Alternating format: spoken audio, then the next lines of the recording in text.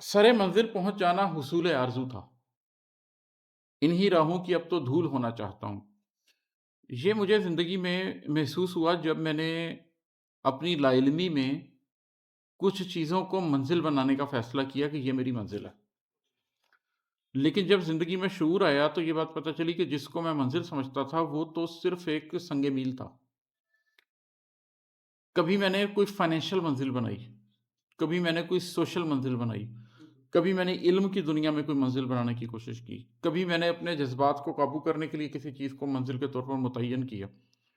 لیکن جب آپ آگے بڑھتے ہیں تو سفر میں جتنا آگے بڑھیں اتنا ہی آپ کو احساس ہوتا ہے کہ میں تو کہیں بھی نہیں گیا، اور پھر آپ کو ایک خواہش پیدا ہوتی ہے کہ میں اب کسی منزل تک نہیں پہنچنا چاہتا، میں انہی راہوں کی دھول ہونا چاہتا ہوں۔ یہ جو سیلف ڈیولپمنٹ کی جرنی ہے، آگے سے آگے بڑھنا، اس میں ہر مائلسٹون تک پہنچنا چاہتا ہوں، پھر اس سے اگلے مائلسٹون تک پہنچنا چاہتا ہوں، پھر اس سے اگلے مائلسٹون پر پہنچنا چاہتا ہوں۔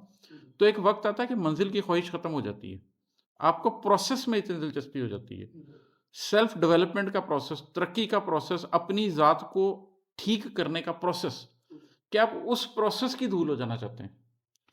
دینی لحاظ سے ہمارا مطمع نظر ہونا بھی یہی چاہیے۔ میں پہلے بھی ایک جگہ پہ ذکر کر چکا ہوں کہ